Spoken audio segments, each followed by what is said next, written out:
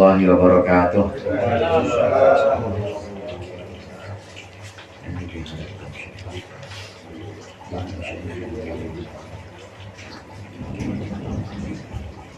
Al-Fatihah.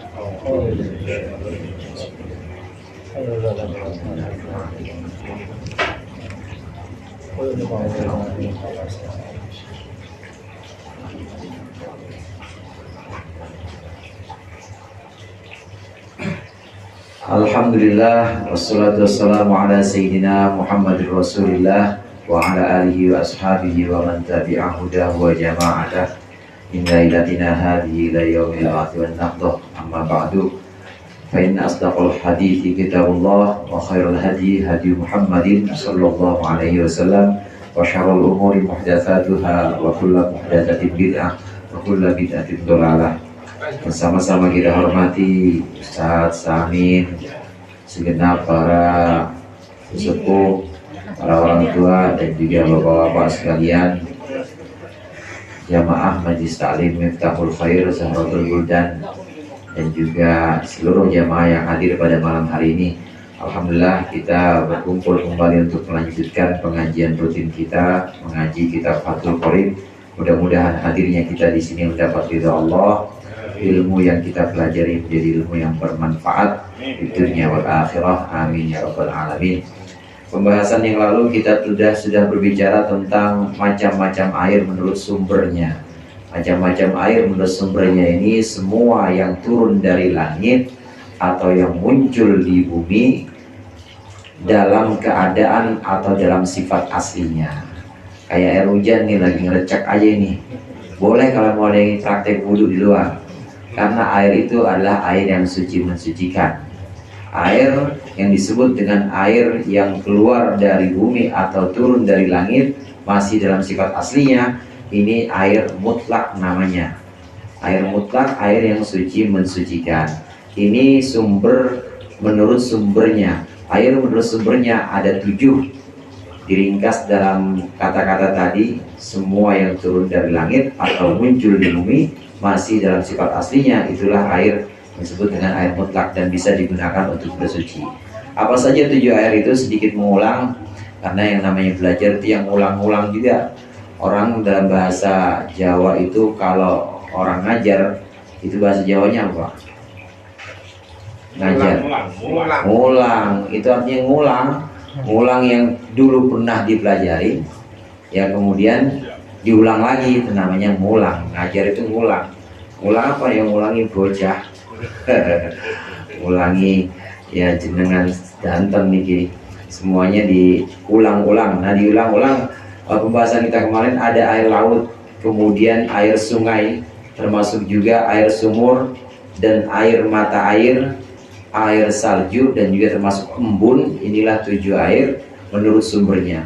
Kemudian sedikit kita singgung kemarin, kalau tadi 7 itu menurut sumbernya. Nah, sekarang ada pembagian air menurut status kesuciannya. Apakah dia bisa dipakai untuk bersuci atau tidak? Ada pembahasan kita kemarin ada 4 air ditinjau dari status hukumnya, apakah dia boleh dipakai bersuci atau enggak. Yang pertama sudah kita baca, yaitu air yang disebut dengan tohir mutahhir, suci mensucikan dan tidak makruh penggunaannya. Yang kedua juga kalau nggak salah udah ya watani. Yang kedua juga sudah suci mensucikan, tohir mutahhir, tetapi makruhun istimaluhu, suci mensucikan tapi dipakainya makruh, yaitu air yang terkena sengatan matahari atau terjemur oleh matahari, tempatnya di tempat logam selain emas dan perak, misalnya di aluminium atau di drum nggak ada yang pakai emas kan ya, nggak ada yang pakai perak. Itu kalau terjemur dalam keadaan panas maka makruh kita menggunakannya, walaupun itu air hujan, walaupun itu air laut atau air sungai atau air keran mata air. Kalau udah terjemur, apalagi di daerah-daerah yang panas, yang tropis, ini berbahaya penggunaannya untuk kulit kita, maka disebut makruh. Walaupun ada sebagian pendapat ulama, diantaranya Imam An-Nawawi, beliau menyebutkan nggak apa-apa, nggak makruh, tidak ada kemakruhan. Ini 2 jenis air ini. yang sudah kita bahas kemarin, yaitu air suci mensucikan tidak makruh penggunaannya. Yang kedua, air suci mensucikan tapi makruh penggunaannya. Yang makruh penggunaannya ini bisa kembali lagi tidak makruh kalau udah adem lagi. Kalau udah adem lagi, habis kejemur matahari, udah adem lagi, maka udah nggak makruh. Tidak hanya terlalu panas, tapi terlalu dingin juga begitu. Air yang terlalu dingin makruh juga penggunaannya. Terus bagaimana? Campurinlah pakai air hangat, atau kalau nggak dicampur pakai air hangat, pakai water heater namanya apa? Iya, ada yang pakai listrik, ada yang pakai gas melon. Ada kan yang pakai gas? Ada, iya. Itu semuanya cara-cara untuk menghilangkan kemakruhannya supaya tidak terlalu dingin. Nah, yang berikut yang akan kita baca bagian ketiga. Air yang bagian ketiga ini yang ditinjau dari segi atau dari statusnya suci mensucikan atau tidak, ada di perkataan musannif berikut ini. Qala al-musannif rahimahullah wa nafa'ana bihi wa bi ulumihi fid dharain. Amin. Wal qismu tsalitsu tahirun fi nafsihi ghairu mutahhirin li ghairihi. Bagian yang ketiga dari bagian air, macam yang ketiga dari macamnya air adalah tahirun fi nafsihi, suci pada dirinya sendiri, tapi ghairu mutahhirin li ghairihi, tetapi tidak mensucikan untuk lainnya. Apa saja itu? Air yang ketiga itu adalah air yang suci tapi tidak mensucikan. Statusnya pada dirinya sendiri air itu suci, tapi dia tidak mensucikan. Banyak contohnya, depan kita ada nih. Kopi, suci nggak kopi? Suci. Kalau nggak suci nggak boleh diminum. Najis itu haram diminum. Makanya kalau ada yang bilang minum kencing ontak akan jadi obat, itu ngajinya di mana itu? Itu jadi yang najis nggak boleh diminum, yang najis itu nggak boleh diminum. Nah, kopi ini suci, tapi suci pada dirinya sendiri, dia tidak mensucikan. Nah, ini contoh saja, contoh dari bagian ketiga atau macam ketiga air. Ada yang suci pada dirinya sendiri, tapi dia tidak mensucikan yang lain. Ada beberapa macam air yang jenis ketiga ini. Yang pertama, wahwal ma'ul mustakmalu.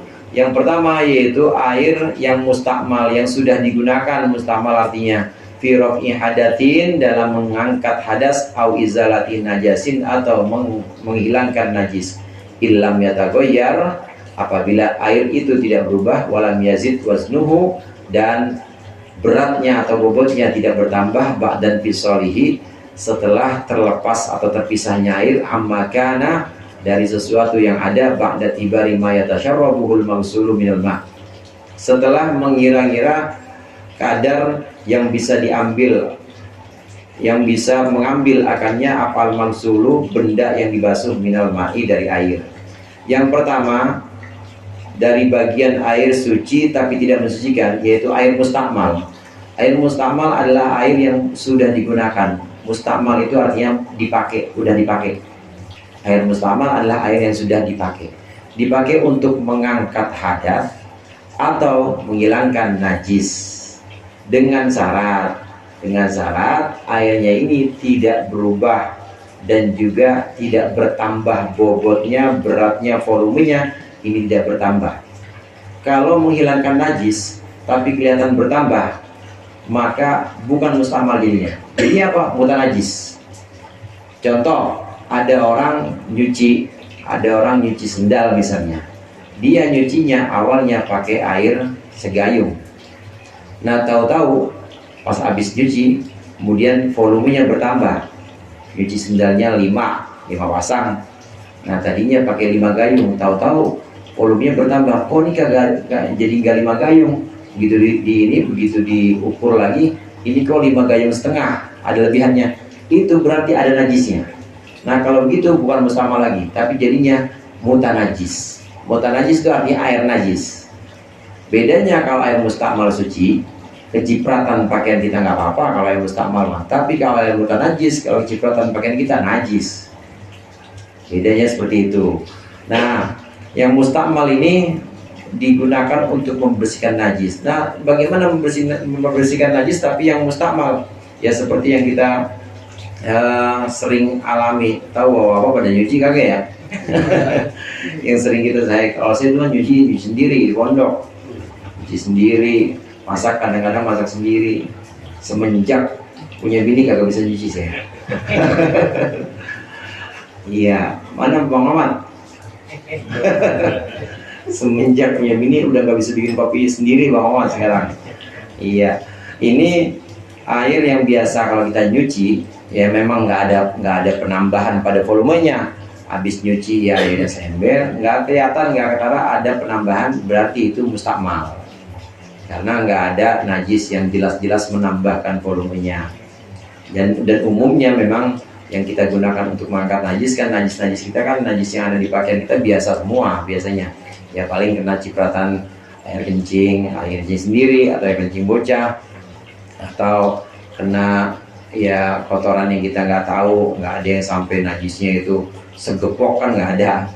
Ini yang umumnya memang jadinya mustakmal untuk menghilangkan najis atau menghilangkan hadas, mengangkat hadas.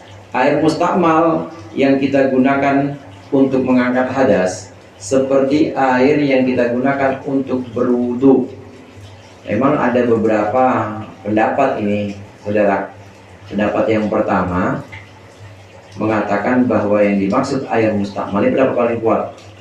Air mustakmal itu adalah air yang digunakan untuk basuhan wajib, bukan untuk basuhan sunnah. Pengertiannya yang pertama, yang termasuk basuhan wajib dalam semua ibadah, wudhu maupun mandi, itu adalah basuhan pertama. Karena dalam wudhu maupun dalam mandi, ini yang wajib hanya sekali basuhan. Nah kita kenapa sampai muka 3 kali, tangan 3 kali, yang kedua dan ketiga sunnah. Kalaupun kita wudhu cuma sekali, kita usap muka kita dengan air, kita basuh dengan air, maka jadi wudhu kita. Nah yang sekali atau yang pertama itu basuhan wajib. Begitu juga untuk tangan, yang pertama basuhan wajib. Dan seluruhnya, kaki yang pertama basuhan wajib. Basuhan kedua, ketiga, nah ini namanya meniga kalian basuhan, taklif istilahnya. Membuat 3 kali basuhan, ini hukumnya sunnah. Yang kedua sunnah, yang ketiga sunnah. Dengan demikian, yang disebut dengan air mustakmal adalah air yang digunakan untuk basuhan pertama saja, yaitu basuhan wajib. Kita wudhu misalnya, waktu kita ambil air kumur-kumur, air bekas kumur-kumur kita bukan basuhan wajib. Jadi mustakmal bukan? Mustakmal bukan? Bukan, pakai dah bekas kumur. Cuma geli. Bukan, karena bukan basuhan wajib. Nah kemudian bekas hidung atau istinsyak, itu juga. Kemudian basuhan pertama, nah ini baru fardu wudhu yang pertama basuh muka, maka air yang bekas membasuh muka itulah air yang mustakmal, basuhan pertama. Kemudian yang basuhan kedua itu udah bukan mustakmal lagi. Jadi kalau bisa diilustrasikan, bisa digambarkan begini, basuhan pertama kita mustakmal, hati-hati jangan dipakai. Tapi basuhan kedua, ketiga ini masih bisa dipakai lagi kalau buat wudhu lagi. Ini kalau memang lagi ngirit-ngirit air atau susah air, yang boleh seperti itu. Basuhan pertama wajib. Nah ini pengertian pertama. Pengertian kedua, yang dimaksud dengan air mustakmal itu adalah air dalam basuhan wajib. Jadi untuk apa? Untuk ibadah yang wajib. Jadi kalau untuk wudhu, ya wudhu wajib kan, nawaitu wudhu'a fardhan lillahi ta'ala. Untuk sholat misalnya wajib, atau untuk mandi wajib. Untuk mandi wajib. Jadi kalau mandinya mandi Jumat, mandi sunnah misalnya, tidak mustakmal. Boleh dipakai lagi buat mandi orang lain misalnya. Boleh dipakai lagi buat mandi istrinya misalnya, boleh, karena tidak mustakmal. Ini pengertian yang kedua.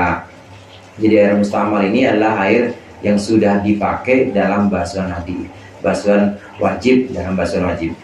Ini pun saudara menurut kaul jadidnya Imam Syafi'i. Imam Syafi'i punya 2 kaul. Yang pertama ada kaul qadim. Kaul qadim itu pendapat lamanya Imam Syafi'i ketika beliau ada di Baghdad. Ketika beliau ada di Baghdad, barangkali saat di Baghdad memang air itu agak sulit, maka menurut kaul qadim tidak ada air mustakmal. Jadi meskipun basuhan pertama ke basuhan kedua nggak ada mustakmal. Terus bagaimana? Udah bisa dipakai. Nah, Tapi menurut kaul jadid beliau ketika beliau dari Baghdad kemudian ke Mesir, Imam Syafi'i di akhir hayatnya, sampai akhir hayatnya beliau di Mesir dan makam beliau ada di Mesir. Insya Allah kita ziarah sana ya. Nabung dulu. Ziarah ke Mesir, banyak di Mesir itu. Syekh Ibnu Athaillah Sakandari di Mesir juga banyak ulama-ulama wali-wali yang di Mesir. Imam Syafi'i juga ada di Mesir. Beliau kaul qadimnya mengatakan bahwa air itu ada yang mustakmal. Di Mesir mungkin air, mungkin saat itu konteksnya di Mesir air itu banyak, maka air basuhan pertama ini mustakmal. Nah kalau kita memegang pendapat yang ini, yang ada air mustakmal, maka kita harus hati-hati. Apalagi di Indonesia air banyak, jangan sayang-sayang banget sama air. Harus hati-hati bagaimana? Ketika kita basuhan pertama, kalau memang nggak pakai keran, kita pakai tempat ya atau pakai gayung. Nah gayungnya itu kita ambil dari bak, baknya masih kecil, baknya kecil maksudnya, bukan bak yang gede. Sekarang kan minimalis semuanya, nggak kayak orang dulu. Orang dulu kamar mandi aja bisa segede kamar tidur, gede banget. Nah sekarang kan nggak, minimalis, baknya kecil. Nah kita ambil air dari gayung. Air yang basuhan pertama kita wudhu, ini air mustakmal. Kalau air yang ada di ember atau di bak kita belum dua kulah, nanti ada pembahasan dua kulah, maka air mustakmal ini kalau jatuh ke situ bisa jadi mustakmal juga. Artinya jadi mustakmal nggak najis, cuma udah nggak bisa dipakai buat wudhu atau mandi, udah nggak bisa. Makanya harus hati-hati. Kalau cara saya, ini juga cara yang diajarkan juga oleh para ulama. Waktu kita basuhan pertama begini, misalnya ini bak kita, kalau kita mau ambil pakai gayung, ya harus mundur atau harus berpaling dari itu, dari bak yang asalnya. Nah terus saat kita ambil air, niat untuk ngambil atau nyidukin air dalam hati aja, nyiduk air. Harus ada niat itu, harus ada nyidukin air. Nah jadi begini gambarannya, ambil, nah terus kita sini, supaya nggak nyiprat lagi, supaya nggak nyiprat ke ini, ke bak asalnya, ke ember asalnya. Karena kalau nyiprat bisa jadi mustakmal. Jadi siasatnya seperti itu. Nah lalu kalau kita ambil tadi, niatnya harus niat. Kenapa harus ada niat? Saya dalam hati niat hidup. Karena kalau tidak niat hidup, udah basuhan ketiga nih misalnya, atau sudah basuhan pertama sempurna. Wudhu itu kan harus tertib atau harus urut. Udah basuhan ketiga selesai, Nah kemudian basuhan pertama selesai. Kemudian kita ambil, kita nggak niat hidup, maka ketika tangan kita masuk ke situ, masuk ke tempat atau ke ember, maka air itu jadi mustakmal. Masuknya tangan kita dianggap sebagai basuhan tangan. Nah itu pentingnya niat nyiduk atau niat nyauk air. Harus ada niat. Begitu kita ambil dalam hati, ini saya niat buat nyauk atau niat untuk ambil air. Karena kalau enggak, tangan kita masuk maka jadi basuhan. Nah kalau kita membasuh dengan salah nyelupin begitu, air menjadi mustakmal. Ini dalam wudhu, lebih-lebih dalam mandi. Kalau dalam mandi juga begitu, harus ketika kita mengambil air, maka kita harus niat ngambil air atau nyidup air. Karena kalau enggak, kebetulan tangan kita masuk, jadilah airnya air mustakmal. Gambarnya kayak begini. Saya kan udah basuh tangan kanan saya misalnya, mandi, nawaitul ghusla, udah mandi tangan kanan. Nah kemudian tangan kiri saya mau ambil, cuma nggak niat nyauk, kebetulan tangan kiri masuk gini, maka nih jadi basuhan berikutnya. Nah kalau jadi basuhan berikutnya berarti air mustakmal karena udah dipakai buat ngebasuh ini. Kenapa pakai buat basuh yang kiri? Karena saya nggak niat nyiduk, niatnya nggak tanpa niat nyiduk, maka jadilah itu basuhan. Itu di tempat-tempat yang mungkin kita nggak ada shower, nggak ada keran. Kalau di sini kan pakai shower, pakai keran semua ya. Di hotel misalnya yang bintang 1 nggak ada bintangnya, yang ember kecil misalnya. Nah itu harus hati-hati. Ini air mustakmal, air yang sudah dipakai untuk menghilangkan najis atau mengangkat hadas. Nah, catatannya di sini ilam yataghayyar walam yazid, dengan syarat tidak berubah. Tadi udah kita bahas, dengan syarat tidak berubah dan tidak menambah bobotnya. Kalau untuk bersihkan najis ternyata berubah, airnya berubah, warnanya berubah, dan ini warnanya berubah nih jadi kuning-kuning air, kemudian baunya berubah, orang ada bau-bau tai kucing, habis bersihin kucing sendalnya ada bau-baunya. Kalau udah seperti itu udah bukan mustamal lagi, tapi jadinya mutanajis, jadi air najis. Artinya air najis maksudnya air yang terkena najis.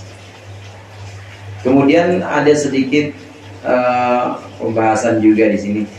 Air mustakmal tadi menurut ada beberapa kaul tadi ya. Ada kaul qadim Imam Syafi'i yang mengatakan tidak ada air mustakmal. Kemudian kaul jadid Imam Syafi'i mengatakan ada air mustakmal. Nah, kemudian ba'dan fisalihi amma kana ba'da tibari. Air dianggap mustakmal itu setelah terpisah dari tempat atau anggota badan yang sedang disucikan. Ini air saya basuh tangan untuk wudhu. Jangan pakai keran. Kalau pakai keran enak semua dah. Misalnya pakai gayo. Yang udah gitu dikit lagi, maka air yang belum pisah yang masih mengalir di sini nggak mustamal. Artinya begini, kalau kita gunakan buat basuh lengan bagian atas dan nggak jatuh, ngalir terus ke sini atau kita alirin begini ini, maka bisa, boleh, selama dia belum terpisah dari anggota badan atau belum terpisah dari benda yang sedang disucikan, maka bukan mustamal. Dihitung mustamal, dianggap mustamal atau terpakai kalau udah terpisah. Yang tadi saya sampaikan, netesnya itu, tetesannya atau cipratannya itu mustamal. Orang mandi wajib misalnya, mandi wajib, kemudian dari kepala misalnya, kemudian ngalir terus, asal dia ngalir sini terus, asal bisa aja, bisa dengan satu gayung rata semua, ngalir terus gitu ya, itu sah. Tapi kalau nggak ngalir, nyiprat dari kepala sampai dagu, jatuh ke badan, jatuh ke dada, maka yang jatuh ke dada namanya mustamal. Udah nggak bisa menghilangkan hadas yang ada pada dada. Kan lagi bicara mandi wajib nih. Nah, yang dihitung mustamal atau dihitung terpakai, air yang sudah terpakai itu adalah air yang sudah lepas dari bagian yang sedang disucikan. Itu pembahasan tentang mustamal. Jadi jenis air yang pertama dari air yang ketiga ini, air yang ketiga maksudnya suci tapi tidak mensucikan. Jenis yang pertama namanya air mustakmal. Nah, bagaimana kalau kita ke losmen? Tahu losmen, Pak? Hotel kagak ada bintangnya. Tahu losmen? Atau kita ke terminal, kebetulan terminalnya bukan di rest area yang bagus gitu. Nah, kita lihat di situ ada ember kecil. Ini air mustakmal apa enggak? Nah, keraguan. Kalau ada keraguan di sini, maka pakai kaidah. Ada kaidah al-yaqinu la yuzalu bisyak. Yakin itu tidak bisa diangkat atau yakin tidak bisa dikalahkan dengan keraguan. Nah, atas dasar itu maka ada kaidah juga turunannya, al-aslu baqa'u makana ala makana. Aslinya adalah tetapnya sifat sesuatu atas sesuatu sebagaimana adanya. Sifat itu air, kita lihat itu air di ember kecil, atasnya ada keran. Memang lagi belum ada orang kan mati itu keran. Kita lihat aslinya air keran itu apa, Pak? Suci apa? Suci mensucikan apa suci tidak mensucikan? Maka kembalikan ke situ. Selama belum ada bukti nyata, belum ada bukti kuat bahwa air itu mustakmal, maka balik ke hukum asalnya, yaitu suci mensucikan. Begitu aja gampangnya. Jadi jangan terus dipersulit. Dan memang belum ada bukti yang baru yang datang, belum ada bukti konkret bahwa air itu kecipratan, maka anggaplah itu sebagai air suci mensucikan, tidak mustakmal. Meskipun kita ragu, tetap ragu itu harus dikalahkan, karena yang yakin, yang bentuknya lebih meyakinkan itu apa? Yang bentuknya lebih meyakinkan adalah bentuk air itu, yaitu dalam keadaan semula atau dalam keadaan aslinya. Lain hal kalau udah tidak dalam keadaan aslinya, udah kuning, nah itu baru udah bau, itu berarti udah ada bukti yang masuk ke situ, maka sudah berubah sifat air itu, berubah juga statusnya. Ini air jenis pertama, air mustamal, dari bagian yang ketiga. Dari bagian yang ketiga, jenis yang kedua, yaitu air yang suci tapi tidak mensucikan, wal mutaghayyiru, dan air yang berubah. Ai wa min hadzal qismi, dari bagian ini, termasuk bagian ini, al ma'ul mutaghayyiru, yaitu air yang berubah, apa ahadu awsafihi, salah satu sifat-sifatnya air, bima, dengan sesuatu, ai bisyai'in, sebab sesuatu, khalaqahu, yang mencampurinya, minat thahirati, dari benda-benda yang suci, taghayyuran, dengan perubahan, yang na'u itlaqas mil ma'i alaihi, yang bisa mencegah itlaqas mil ma'i, kemutlakan nama air atau terlepasnya nama air, alaihi, atasnya, atas air tersebut. Fainnahu, maka air mutaghayyir ini, air berubah ini, tahirun, suci, tapi ghairu tahurin, tidak mensucikan. Hissiyan kana, baik hissiyan, bisa diindra, karena ada apa taghayyur, perubahannya, atau takdirian, atau dikira-kira, baik perubahannya itu perubahan yang kelihatan secara indrawi maupun tidak kelihatan. Kanikhtalatol bil ma'i, seperti tercampur air tersebut, bil ma'i, kanikhtalatol, seperti mencampuri, bil ma'i, dengan air, mencampuri apa ma, sesuatu, yuafituhu, yang sesuai dengan air, fi sifatihi, dalam sifat-sifatnya. Kama'il waradi, seperti air, kama'il waradi, seperti air mawar, al-munqati'ir raihati, yang hilang baunya, wal ma'il mustakmali, dan seperti air mustakmal. Fa'ilam yamnah itlaqas mil ma'i alaihi, apabila tidak mencegah kemutlakan nama air atasnya, bi an kana taghayyuruhu bitahiri yasiran, gambarannya ada perubahannya itu dengan sesuatu yang suci tapi sedikit, au bima yuwafiqul ma'a fi sifatihi, atau dengan sesuatu yang sesuai dengan air tersebut, fi sifatihi, dalam sifatnya, wa qudira mukhalifan, dan dikira-kirakan mukhalifan, berlainan, walam yughayyiruhu, tetapi tidak merubahnya, fala yuslab tuhuriyatuhu, maka tidak bisa dicabut tuhuriyatuhu, kesuciannya air, maksudnya tetap suci, mensucikan. Fahuwa mutahhirun, maka air itu mutahhirun, mensucikan, lighairihi, untuk yang lainnya. Jenis yang kedua dari air bagian yang ketiga. Air bagian yang ketiga, saya ulang lagi, air bagian yang ketiga suci, tidak mensucikan. Yang pertama yaitu air mustamal, yang kedua air mutaghayyir. Kalau mustamal air udah dipakai, kalau mutaghayyir air yang udah berubah. Yang dimaksud air yang sudah berubah ini karena tercampur dengan benda suci, bukan hanya benda lain tapi benda suci. Kalau tercampur dengan benda najis namanya bukan mutaghayyir lagi, mutanajis sudah, air yang nanti jenis berikutnya. Kalau tercampur dengan benda najis namanya air mutanajis atau air najis, nanti ada di kelompok berikutnya, pembahasan berikutnya. Kalau ini air mutaghayyir, ini air suci tapi tidak mensucikan, yaitu air yang tercampur dengan sesuatu yang suci, dan tercampurnya itu, campuran itu, proses campuran itu kemudian bisa mencegah kemutlakan nama air, maksudnya bisa menghilangkan nama air. Air itu tiba-tiba bisa nggak disebut aja. Ini Bapak kalau pesen nama Bang Muhammad, pesen air kopi atau pesen kopi? Kopi. Ada coba yang pesan air kopi. Saya air kopi ya, ada nggak? Ada nggak? Nggak ada. Berarti nama airnya udah dicabut. Jadinya apa? Kopi udah. Maka air yang seperti ini namanya air mutaghayyir, yaitu air yang sudah berubah dan perubahannya itu sudah bisa mencabut nama air. Udah nggak disebut air lagi tuh, tapi disebutnya apa? Kopi. Ada yang pesen nama Bang Romli, pesen saya pesen air teh ya, apa pesen teh aja? Pesen air teh hangat apa pesen teh aja biasanya? Ada yang pakai air? Jarang. Itu namanya air yang sudah berubah, perubahannya sudah bisa mencabut nama air.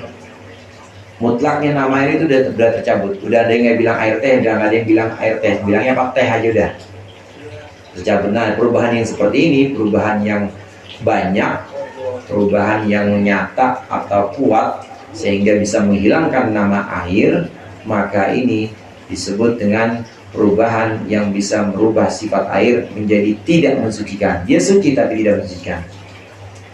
Nah, kemudian perubahannya ini dengan saat perubahannya ini banyak, kelihatan perubahannya.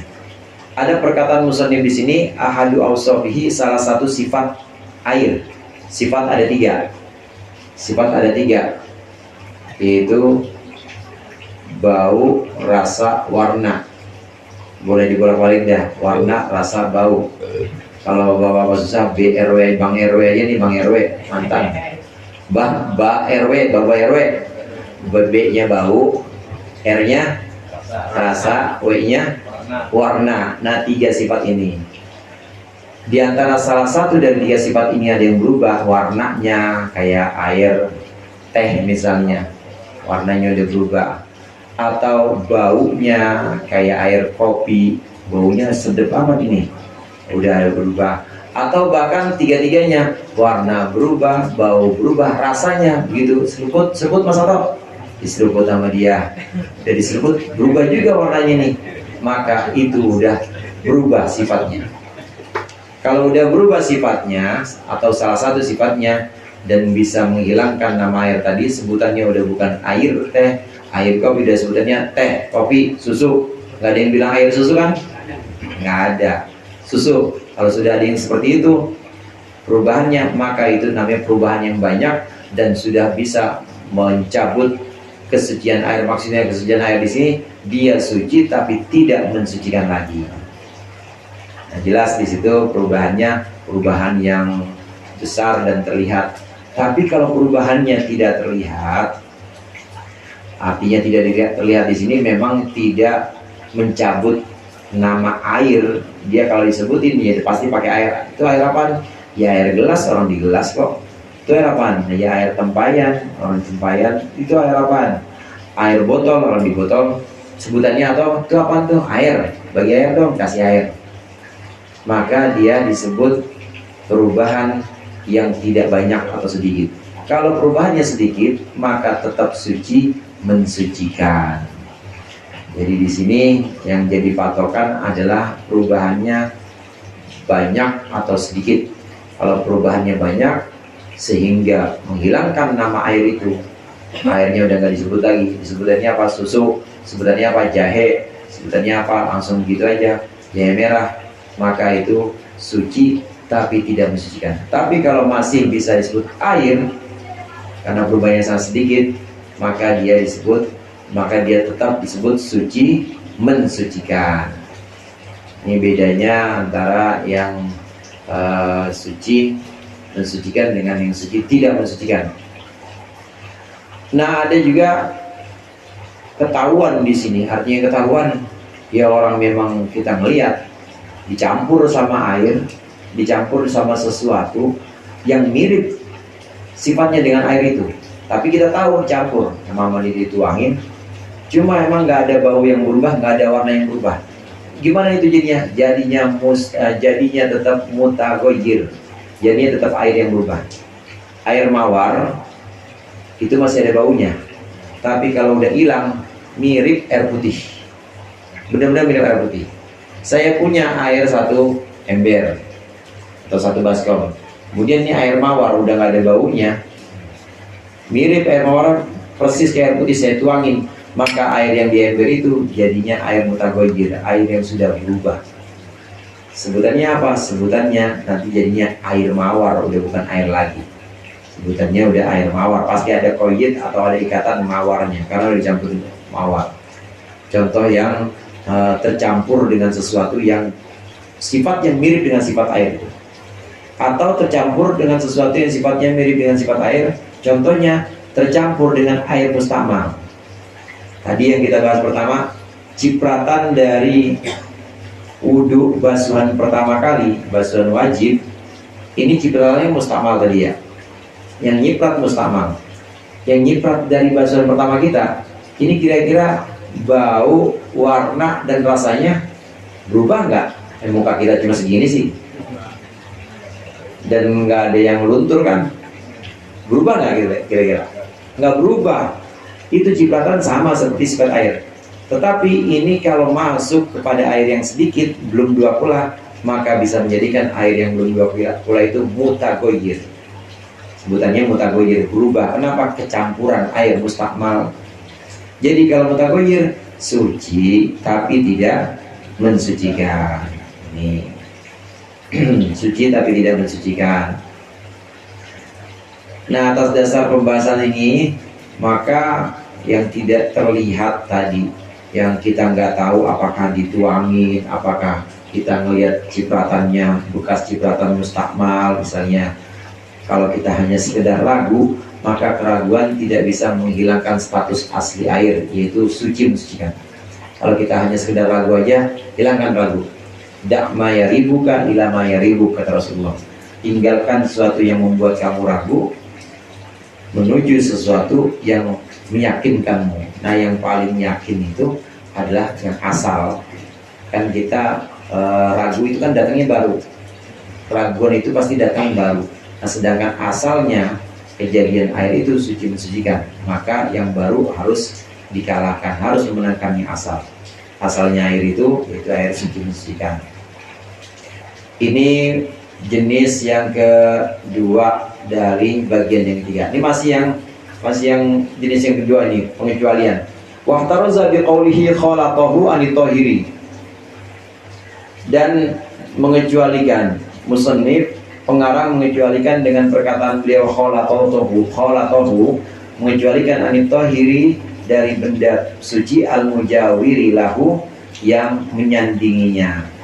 Fainahu bakin, maka sungguhnya air itu bakin tetap ala tuhuriyatihi, atas kesuciannya, walau kana taghayyuru kathiran, meskipun ada perubahannya kathiran banyak. Fakadal mutaghayyiru bi mukhalitin, dan demikian juga air yang berubah dengan sesuatu yang menyandinginya. La yastagnil ma'u, yang tidak cukup atau yang tidak bisa tidak. Yastagni itu artinya tidak butuh. Tidak butuh, maksudnya butuh. Yang butuh apa? Al-ma'u, air, anhu, darinya. Katinin, seperti lempung tanah, watuh labin, dan lumut, wa ma fi maqarrihi wa mamarrihi, wa ma, dan segala sesuatu yang ada di maqarrihi, tempat diamnya air, wa mamarrihi, dan tempat mengalirnya air. Wal mutaghayyiru bitulil mukfi, dan air yang berubah bitulil mukfi, sebab lama diam, lamanya diam. Fa innahu tahurun, maka air itu tetap suci mensucikan. Tadi ada mukhalid. Mukhalid itu campur, tapi setelah tercampur tidak ada perubahan antara tidak bisa dipisahkan lagi antara air dengan campurannya. Kayak kopi, kalau udah diseduh sama air panas, ada yang bisa balikin lagi. Ini kopinya, ini air panas yang putih, ada bisa nggak? Nggak bisa. Itu namanya mukhalid. Sudah tercampur dan sudah bersenyawa, nggak bisa dipisahkan lagi antara campuran dengan airnya. Namanya mukhalid. Nah, ada mujawir. Mujawir itu dia campur, nempel sama air, nah tetapi dia masih bisa dipisahkan. Kayak air ini saya masukin sendok misalnya. Saya masukin sendok. Sendoknya warna merah, maka itu namanya mujawir. Sendok ini namanya mujawir. Air ini adalah air yang berdampingan. Jadi bukan, untuk membedakan dengan istilah yang sebelumnya, ini airnya adalah air yang nempel dengan sendok. Jadi bukan tercampur dengan sendok, tapi nempel dengan sendok. Dengan demikian air yang tercampur seperti ini, menempel seperti ini tetap suci mensucikan, meskipun berubah.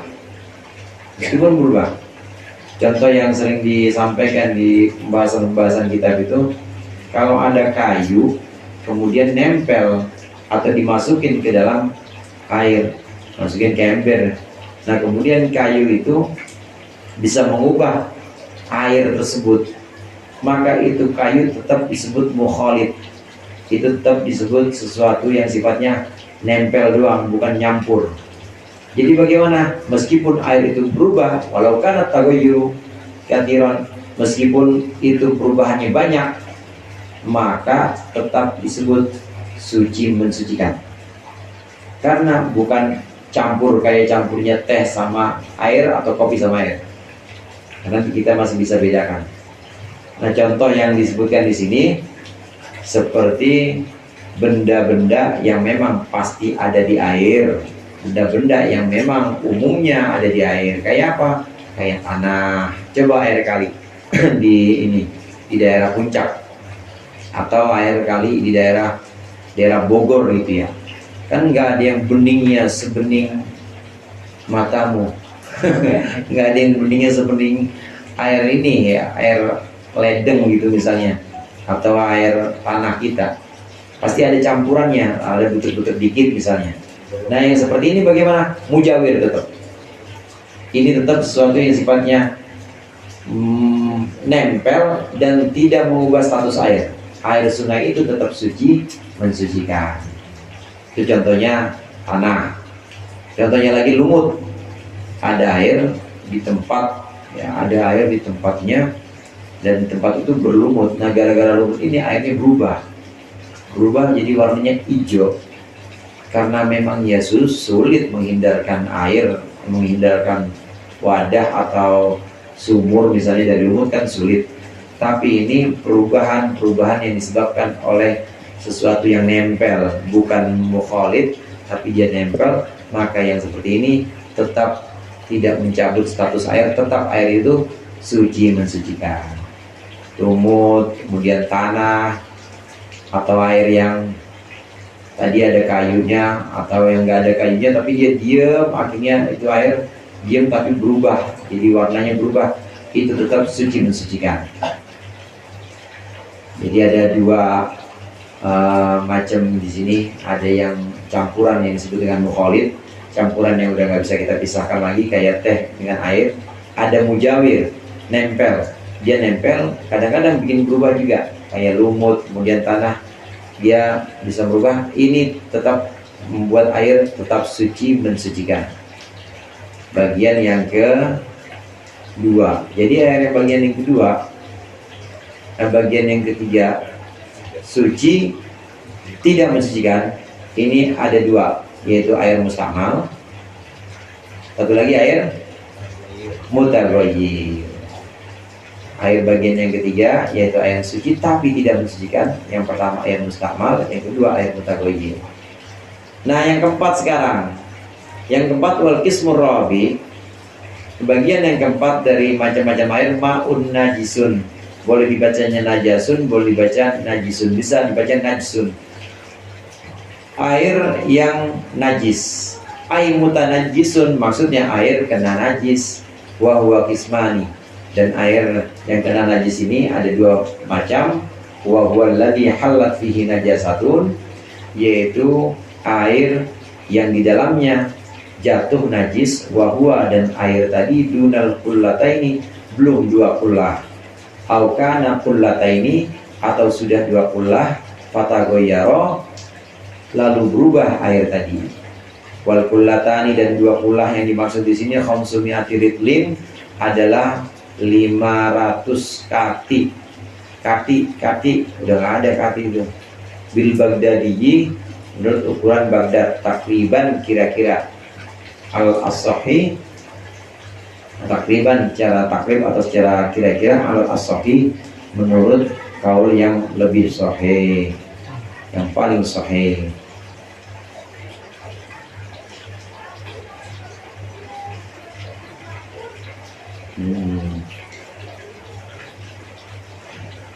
Kita ulang sedikit.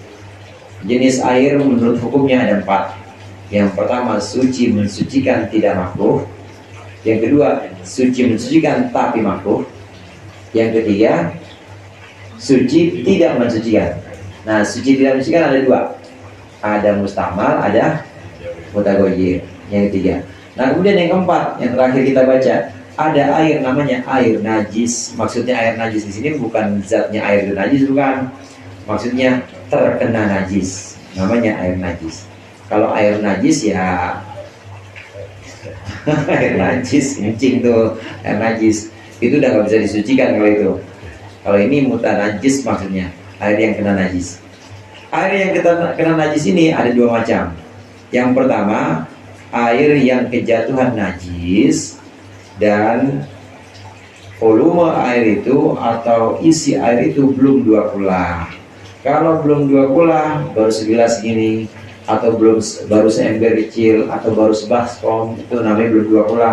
Kejatuhan najis, misalnya kecipratan kencing kita, maka jadinya mutanajis. Udah sebaskom najis semuanya. Atau kemasukan pempes bocah. Satu ember kecil tuh kemasukan pempes bocah. Termasuk tai cicak juga. Termasuk tai cicak yang sering tuh ya. Tai cicak najis juga karena masih belum 2 kula. Air yang kejatuhan najis dan dia belum 2 kula, maka jadinya mutanajis. Ini pertama. Yang kedua, air mutanajis itu dia udah 2 kula tapi kemasukan najis tapi berubah. 2 kula kemasukan najis tapi berubah, maka mutanajis juga. Dia sudah 2 kula, udah sebak gede lah, ukuran baknya itu panjangnya udah 2 meter, kemudian lebarnya 2 meter, dalamnya 2 meter. 2 meter kan panjang ya, atau panjang itu udah lebih banget 2 kula. Saya bikin kecil lagi dah, panjangnya 1 meter, lebarnya 1 meter, dalamnya 1 meter, itu udah 2 kula. 1 kali 1 gitu ya, persegi, dalamnya 1 meter, itu udah 2 kula. Kalau kemasukan tai cicak doang, berubah nggak kira-kira? Nggak berubah, bebas. Ambil aja cicaknya, pakai saringan dia, pakai apa, ambil. Ambil aja. Maka itu air yang di bak itu, yang ukuran 1 meter kali 1 meter, tetap suci mensucikan. Kenapa? Udah lebih dari 2 kula. Udah lebih dari 2 kula, karena tidak berubah. Yang jadi permasalahan ini yang kedua nih dari pembahasan ini. Yang jadi permasalahan, udah 2 kula kemasukan najis tapi berubah, maka jadinya mutanajis. Bukan kemasukan tai cicak udah 1 meter, 1 meter, 1 meter, tapi kemasukan pempes bocah, bukan kencing, ada tainya maksudnya. Kira-kira berubah nggak tuh? Berubah. Meskipun udah 2 kula, mutanajis tetap. Nggak apa-apa kalau diminum kucing. Air yang belum 2 kula pun, belum 2 kula, kita punya baskom kan belum 2 kula. Nah kemudian diminum sama kucing, ada nggak bukti nyata, ada nggak dalil yang konkret, bukti nyata bahwa kucing itu mulutnya najis? Kan nggak ada. Kan kita nggak ngeliat emang kucing itu dia habis makan tikus atau habis jilat-jilatin darah kan najis ya. Kita nggak ngeliat itu, walaupun kelihatan ada bekas-bekasnya, tapi kita nggak menyaksikan itu, maka dihukumi tidak najis. Jadi bagaimana? Makfu itu termasuk najis yang diampuni. Nah di Anatul Talibin itu mana Ustaz? Ada satu pembahasan. Andai di satu kampung kita punya sumber air, dan sumber airnya itu ya bukan kayak sumur yang gede gitu, bukan, ada sumber air mengalir gitu. Nah kemudian kita melihat ada anjing itu memasukkan kepalanya di situ.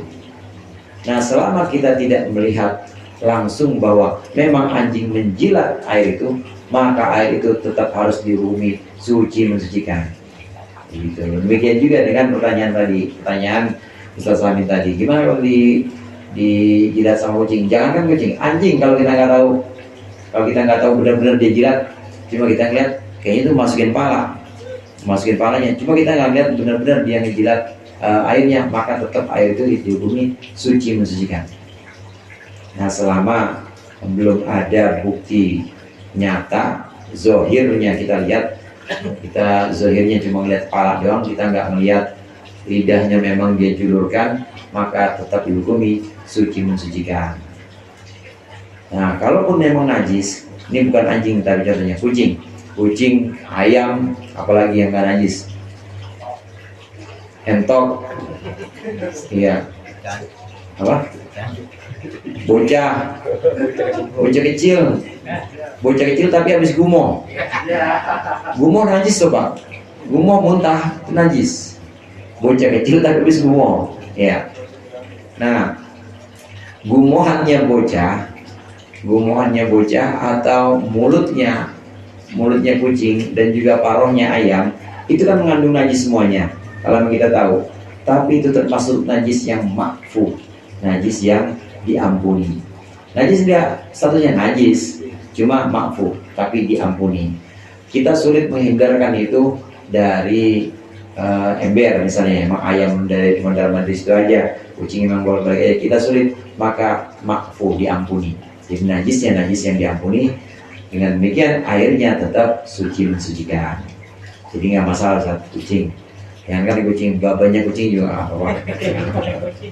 Kaunya kucing. Nah, pembahasan kita tadi ada 2 kula. Kalau kurang dari 2 kula masukkan najis, jadi mudah najis. Tapi kalau lebih dari 2 kula masukkan najis, lihat-lihat. Kalau dia tidak berubah, maka tetap suci. Tapi kalau lebih dari 2 kula ada perubahan, maka dia sudah tidak suci mensucikan lagi, malah jadi muta najis.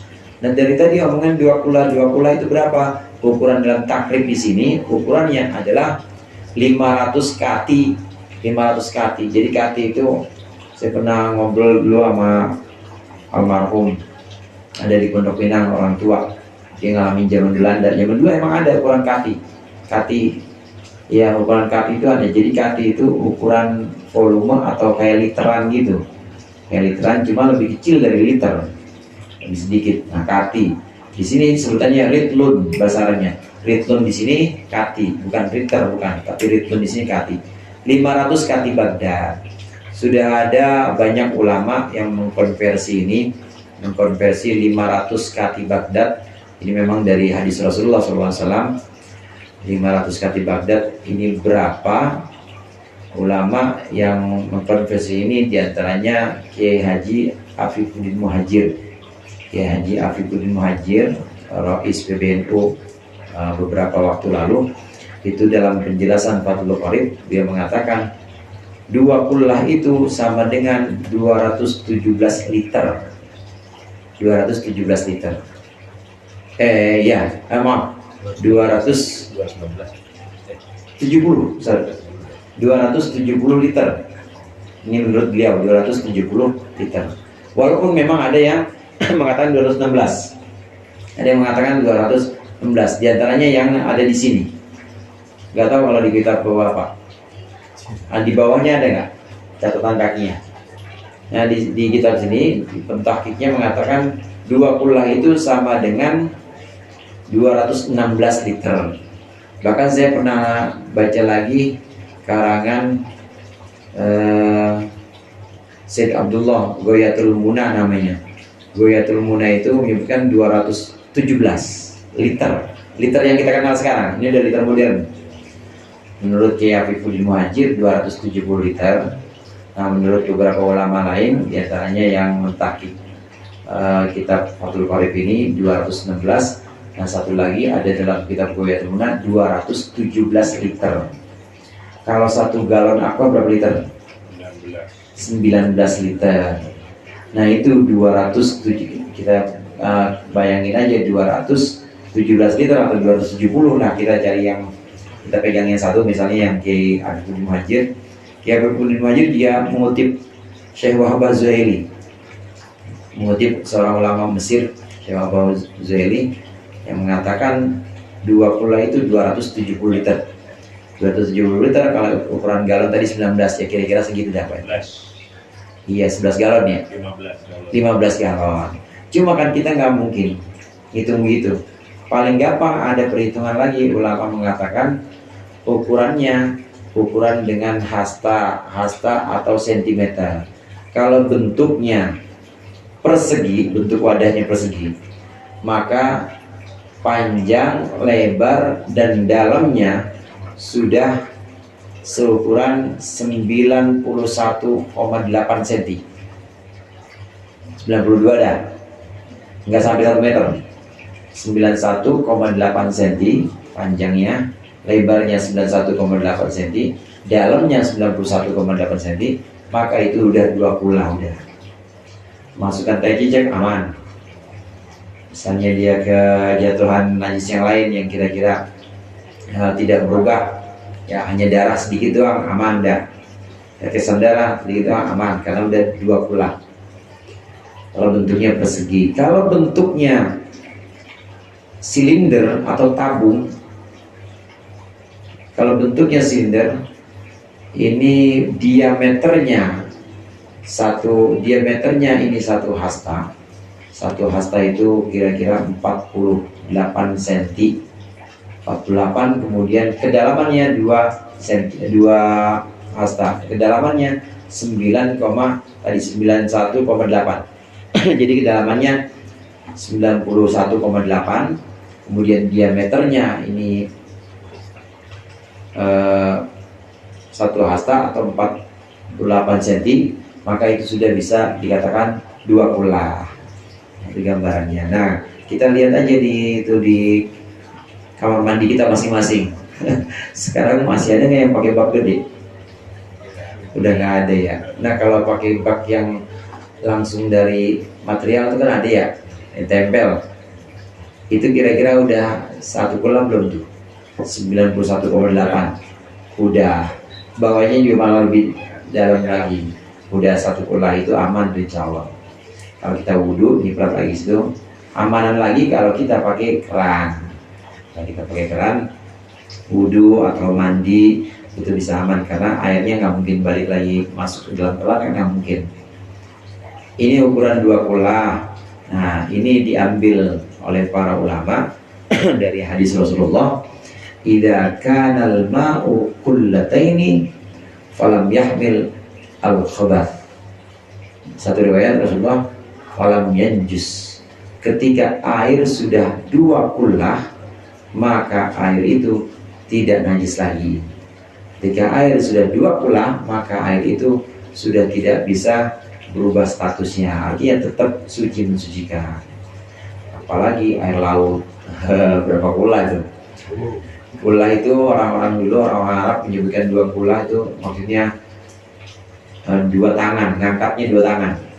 Jadi kalau 1 kula bisa diangkat 1 tangan, nah 2 kula itu pasti diangkatnya pakai 2 tangan. Nah 2 kula, jadi kula itu ukuran ini, ukuran tempat atau tempayan. Nah, aslinya itu tempayan, 2 kula, 2 tempayan. Yang kalau 1 kula bisa diangkat tangan 1, tapi kalau ini karena lebih banyak harus 2 tangan, maka disebut dengan 2 kula, 2 tempayan. Kurang lebihnya itu ukurannya tadi sampai 270 liter ya, 270 liter atau 217 ada yang mengatakan. Inilah bentuk-bentuk atau hukum-hukum air menurut statusnya, apakah dia suci mensucikan, apakah dia berubah dan lain sebagainya. Kita kenal dari sini ada 4 hukum. Insyaallah kita akan lanjutkan pertemuan yang akan datang. Mudah-mudahan bermanfaat. Lebih kurangnya mohon maaf. Wallahul muwaffiq ila aqwamit thoriq. Wassalamualaikum warahmatullahi wabarakatuh.